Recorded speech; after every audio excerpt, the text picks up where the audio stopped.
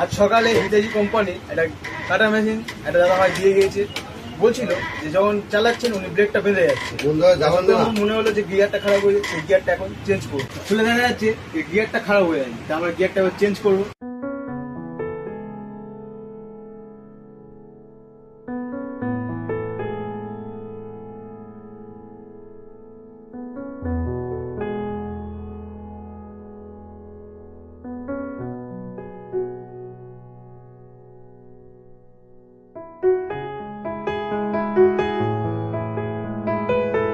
একবার চালিয়ে দেখা যাক।